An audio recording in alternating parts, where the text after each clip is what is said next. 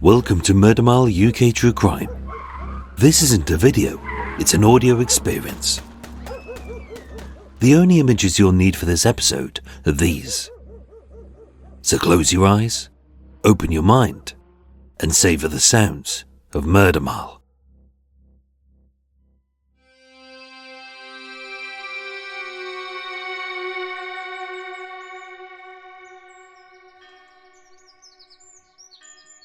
Summer 2025. Through the triple thick glass of the barred window, 56-year-old Peter savours the warm sun as it dapples across the nature reserve beyond. His crinkly Caribbean skin is greyer, like the stubble of his shaved head. And although he's sporting a grey tracksuit and a white t-shirt, he can't go jogging. Like clockwork, a nurse hands him his pill, an antipsychotic. He smiles, swallows it. She notes it on her clipboard, and he thanks her with a cheeky grin and a slightly sarcastic, "Yummy, what's for pudding?" For 21 years, he's been both a prisoner and a patient at Broadmoor, a high-security psychiatric hospital in the remote wilds of Crowthorne in Berkshire, with high fences, electric gates, alarms and CCTV, to protect the public, the staff, and the other patients from violent and potentially dangerous men like him. At his trial in 2005, 4 respected psychiatrists certified that Peter Bryan, a convicted serial killer and cannibal, was seriously mentally ill, with one stating he's the most dangerous man I've ever met, and found guilty of manslaughter on the grounds of diminished responsibility. Judge Forrester sentenced him to a whole life order, meaning he will be incarcerated for the rest of his natural life. It was said it's unlikely he will ever be released. Yet while under the care of doctors, psychiatrists and social workers, all experts held accountable by checks and balances to keep the public safe, he committed a suspected sexual assault, 2 of 3 brutal murders, and an act defined as inhuman. Separated from the world by walls, doors and guards, Peter smirked as he'd been in this situation before. But how was he released to kill? Was it a failure of the mental health system, a quirk of his sickness, or was he manipulating both so this brutal triple murderer could escape the prison time he feared? Told in full for the very first time, this is Schizophrenic. The Real Fake Peter Bryan, Part 1.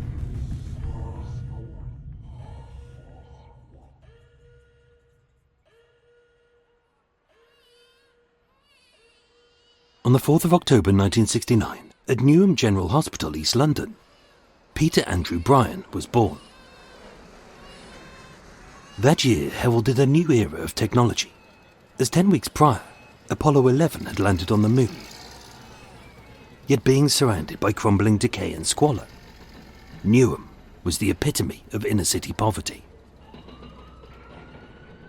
In 1956, as part of the Windrush generation of Commonwealth countries who came to Britain seeking a better life, Peter's father travelled from the sun-kissed Isle of Barbados to the rain-soaked gloom of England, followed a year later by his wife, having left behind 3 boys and a girl with an aunt. As one of 7 siblings, with only 3 born in England, his brother Pelham in 1959, his sister Juliet in 1963, and himself 6 years later, it could be said that this fragmented family had unsettled him.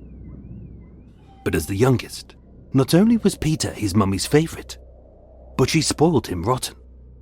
As blessed with a twinkle in his eyes and a cheeky smile, he knew how to manipulate her and get away with murder.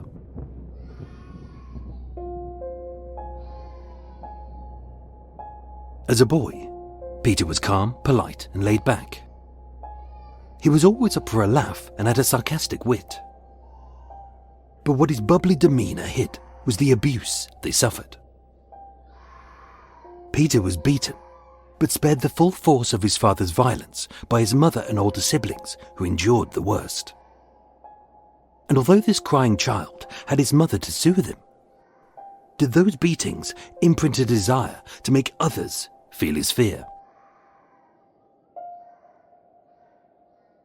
Age 4, his parents separated.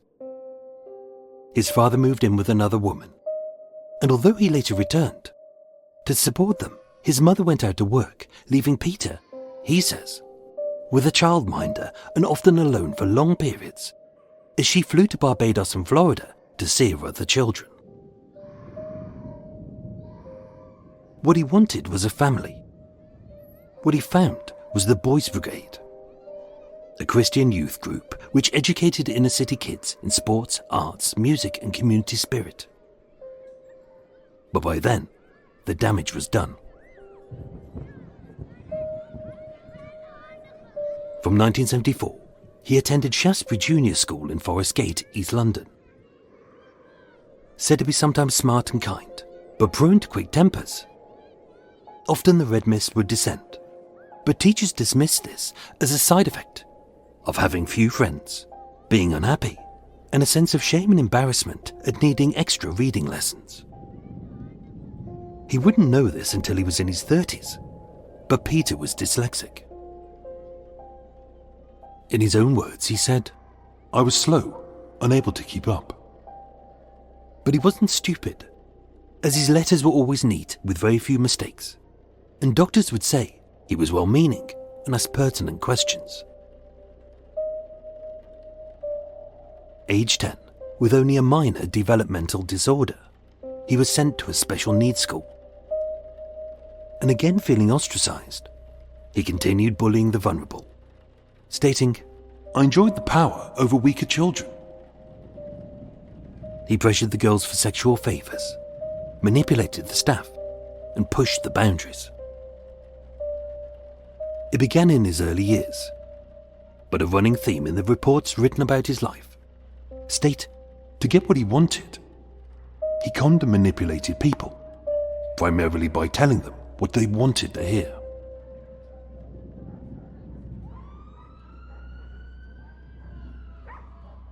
Age 11, Peter attended Trinity Secondary School in nearby Canning Town, a regular comprehensive which made no allowances for his dyslexia. So struggling, he got into fights, went shoplifting, groped girls for a sexual thrill, and having slapped a teacher, he was suspended from school for 3 days.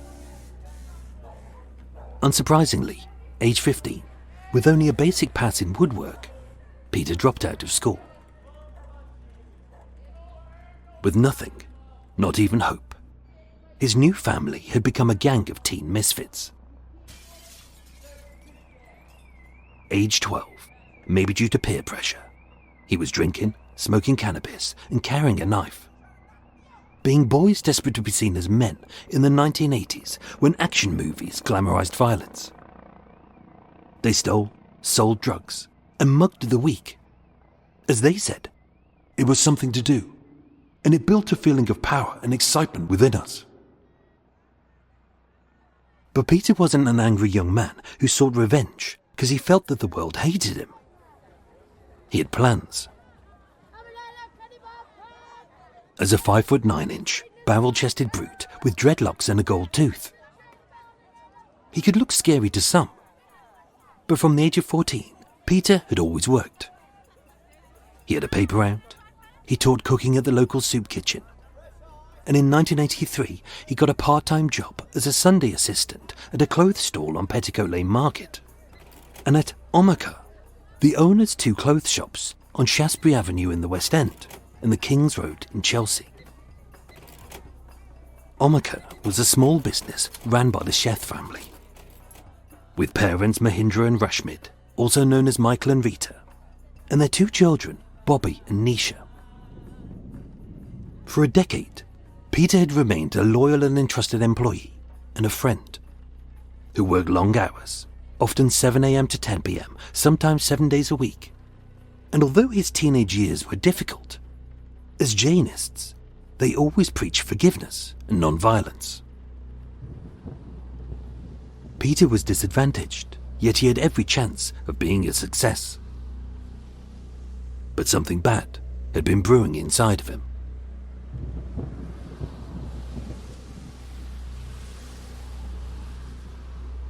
In 1986, age 17, when this young man needed a family more than most, as his dad had done with his older siblings, Peter was asked to leave home.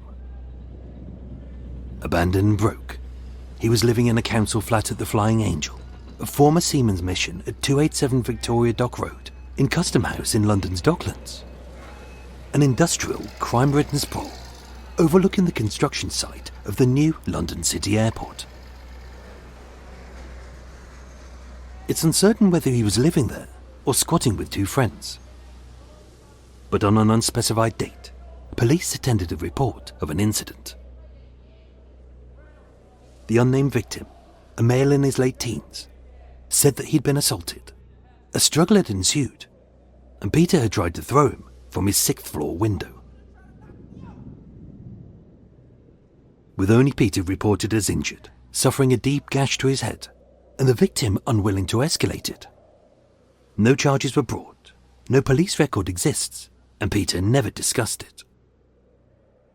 We don't know if it was a drunken spat, drug-related, a gang feud, an unprovoked attack, or if it even existed.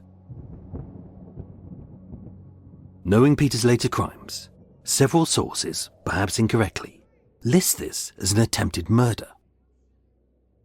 But if it had been successful, he could have been sentenced between 3 to 10 years for manslaughter, 3 years to life for attempted murder, or worse.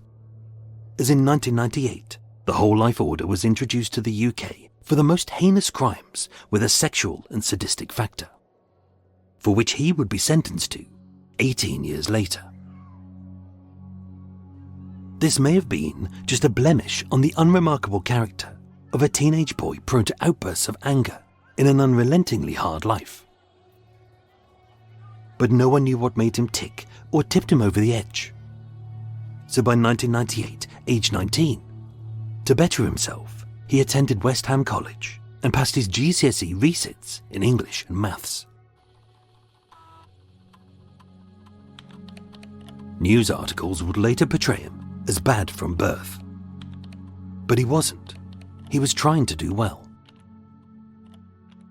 If he'd had a career to occupy his time, a hobby to busy his brain, or he was engaged in a loving relationship to swell his heart, he might have flourished as many of those diagnosed with his condition did. But all he had was drugs, depression, and a disintegrating family. In 1998, age 19, Peter was back amongst the instability and violence of his family home. But it wasn't that he said broke him. In the inquest files is listed an anonymous boy known only as P1. P1 was Peter's friend, his closest friend, and some say his only true friend. Whether through bullying, anxiety, or a drug-induced psychosis, P1 killed himself by hurling his body from the very top of a block of flats. It took P1 seconds to plunge to his death. Yet this tragic incident shaped some of the darkest moments of Peter's future and his personality. As after this, he said, his isolation and sickness got worse. Unlike his body, Peter's brain, like all of ours, wasn't fully formed once he'd finished puberty, as it was still developing up until the age of 26. Being malleable, as this was his first incidence of trauma, he didn't know how to process intense emotions like anxiety, guilt, or grief by himself. And becoming more withdrawn, he was at a much greater risk of developing PTSD and other mental health problems. Peter's personality change could have been triggered by trauma, but it also could have been caused by drugs. By 1989, age 20, 1 year after P1's suicide, Peter was spending £30 to £40 a week on cannabis. But by 1992, age 23, most of his money was being spent on super-strength skunk weed, which he smoked neat. His brain's frontal cortex, which regulates his decision-making, emotions and impulses, should have steered him cautiously through his trauma, taking precautions and rewarding him justly. but with Skunk stimulating his more primal amygdala, his logic too easily gave way to pleasure and anxiety. As with many drugs like cocaine, LSD and amphetamines, long-term use and abuse risked him suffering from a drug-induced psychosis. Skunk weed is a high-potency strain of cannabis which induces effects like relaxation, euphoria and altered senses. But it can also result in a state of psychosis, which can lead to disorientation, confusion, paranoia and anxiety, especially in those susceptible to mental disorders. Peter's personality could have been triggered by trauma or drugs, but it could also have been caused by schizophrenia. Schizophrenia has several symptoms. The sufferer's perception of reality is distorted. Their speech and thinking is confused. They experience hallucinations, seeing or hearing things that others don't, and delusions which aren't based on any reality. So they often can't differentiate the real from the fake. Schizophrenia develops normally in the late teens when the brain is malleable. Its subtler symptoms, like mood swings, isolation and anxiety, are often mistaken as a teenage phase. Its stronger symptoms mirror a drug-induced psychosis. And although it's not hereditary, those with schizophrenia in the family have an increased risk of developing it. Peter had two older brothers. One was incarcerated at Dodd's prison in Barbados. One was held at Broadmoor Psychiatric Hospital, and they both struggled with psychosis. So Peter's personality change could have been triggered by trauma, drugs, or schizophrenia. But before he was even diagnosed, a good woman would be brutally murdered. The early signs of schizophrenia are subtle. Irritability, bad posture, and a lack of personal hygiene. But how could anyone differentiate that from a typical teenager? His confusion and anxiety was dismissed as a learning difficulty in his drug use. He was unnecessarily rude, inappropriately sexual. He claimed he was being racially abused by everyone, and he'd become sensitive to bright lights and loud sounds. He was changing, but what teenager doesn't? Schizophrenia is treatable, and recovery is possible. But although early intervention is crucial, most schizophrenics aren't diagnosed until they're into their 20s or 30s.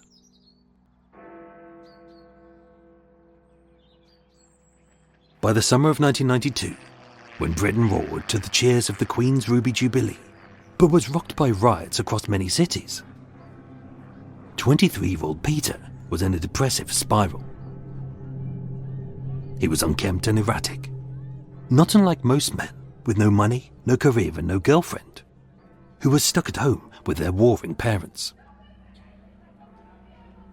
That August, having returned from an unhappy family trip to his roots in Barbados, he found his sister living in a bedsit with her children, having been assaulted by her partner. And he witnessed one of his older brothers, a convicted rapist who, against doctor's orders, at the family's request, was granted restrictive leave as a patient from Broadmoor Psychiatric Hospital, only to be convicted of GBH with intent, having set fire to their family home on Derby Road, and attacked his sleeping mother with a machete. Peter said the whole incident had left him feeling unstable. And who wouldn't? On top of that, he said his brother's girlfriend had been reading his diary. His neighbours were mocking him. His dole checks had gone missing, and someone had stolen the £500 that he'd hidden underneath the floorboards. From the September to the November, his father stated he locked himself in his bedroom smoking skunk. And on the 28th of October 1992, at Snaresbrook Crown Court, he was convicted of the possession of a controlled drug, for which, as a first-time offence, he received a conditional discharge for 1 year. Had he been born evil, as many claim, he would have had far more cautions and convictions. there would have been more instances of arson, GBH, ABH and mutilation. Maybe even rape, incest and paedophilia. All the hallmarks of a truly evil person. But there were none of that. His history mirrored that of a young man, lost and confused, who hadn't been to see a doctor and wasn't known to mental health services. His world was dismantling before his very eyes. But the one constant he had in his life was the Shesh family.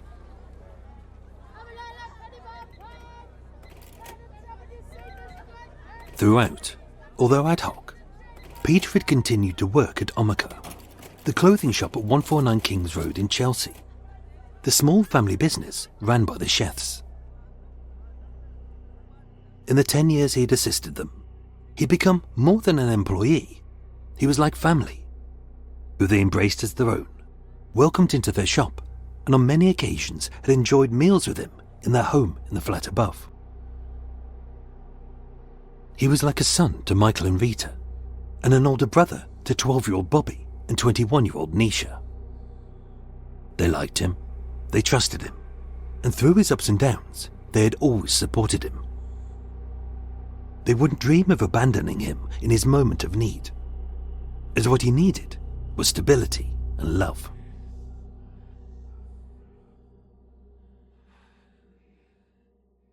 From December 1992 until his first murder in March 1993, all the family noticed him change. The boy with the cheeky smile and the twinkle in his eyes was gone, replaced by a surly, foul-smelling mess with matted dreadlocks and sometimes a beard, who seemed lost, angry and distant, often in the same breath. When they spoke to him, it was like he was miles away. And when he did reply, it was like he was stuck on repeat. He rarely washed, his clothes were grubby and sometimes inside out. And yet, as moments of crisis arose within him, he smelled strongly of disinfectant, as if he'd been washing his face with bleach. The changes they witnessed were odd, yet many were also disturbing. In the months prior, when Peter had locked himself in his bedroom, his father would say, "I knocked, and he came to the door holding a hammer," which Peter called a bolster. Rita confirmed, "I saw him take one from our toolbox in the basement. He brought it upstairs to the shop and left it near the doors at the back." He did this several times and never said why. Yet every time she returned it, he brought it back. By the start of March 1993, several items had gone missing, including Rita's jewellery box. Peter denied taking it, and when quizzed, he laughed at her, boasting, "It's easy to take money from Pakistanis, as when you rob them, they don't fight back," as if he was threatening her that he would do it again. Rita was scared. Then one afternoon, he came into the shop saying, "I feel like killing someone." She told her husband, but nothing was done, as in his company, Peter had always been a little angel. Days later, from out of nowhere, Peter took a belt from the display and started whipping Rita across her legs with the buckle.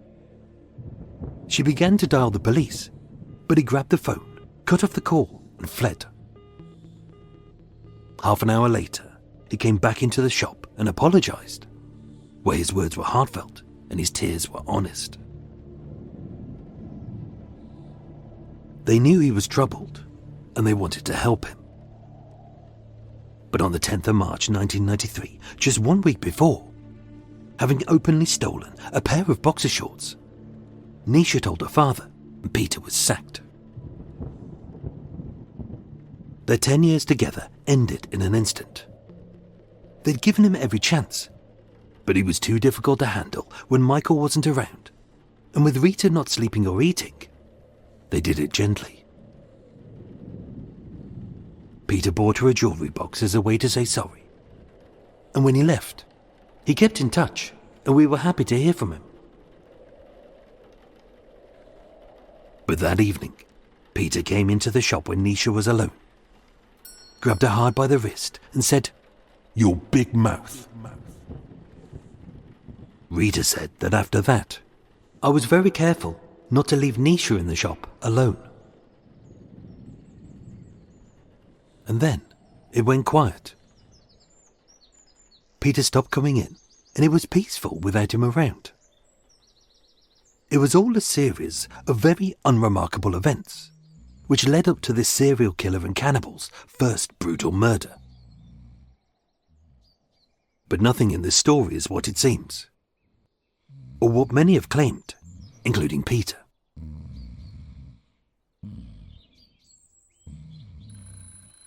First of the 18th of March 1993 was an ordinary day, being cold and blustery. At 5 p.m, Peter popped on a brown leather jacket, blue jeans, white trainers and a dark baseball cap, and left his parents' two-storey terraced house on Derby Road. He had slept in until mid-afternoon, and although he hadn't changed his clothes or bathed in days, his face was red, his skin was sore, and he had a strange smell of bleach. At Forest Gate Station, he caught the 5:10 p.m. train to Stratford, the Central Line tube to Mile End, as he mingled with the rush hour commuters, and he hopped off at South Kensington Station. It took roughly 1 hour and 20 minutes, give or take the usual delays, with the Shesh family shop barely a 15-minute walk away. Inside his jacket, he'd stashed a foot-long, half-kilo claw hammer made of steel, which he claimed he carried, as I didn't want it lying around the house.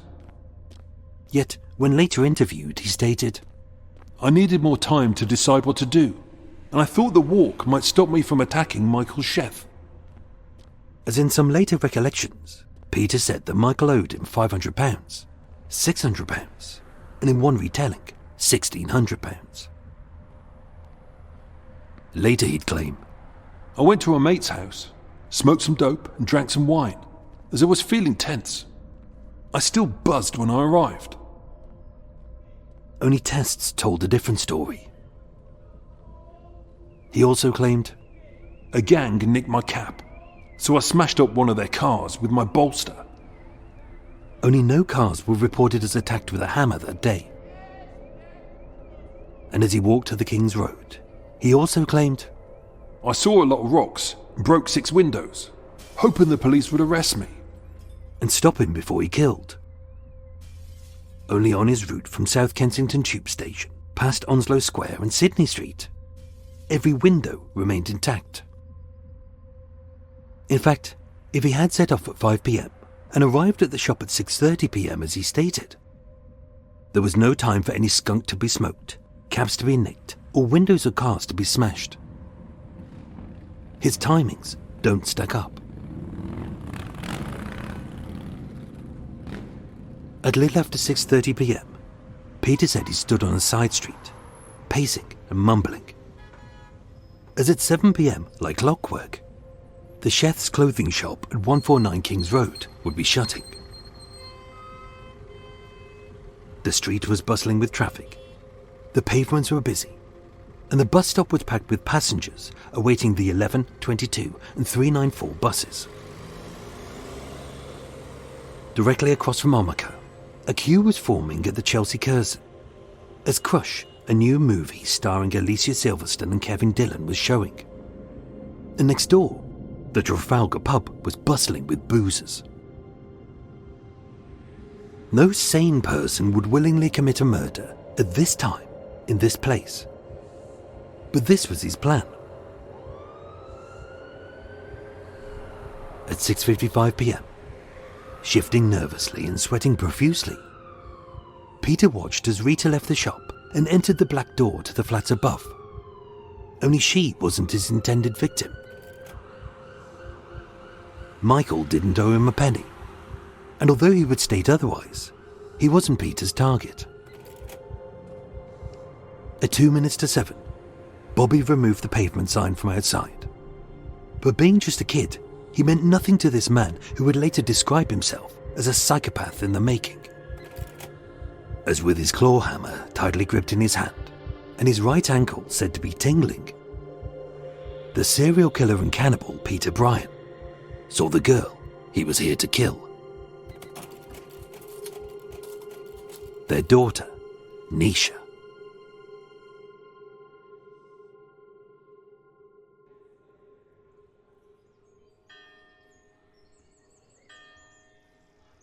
Summer 2025, Broadmoor.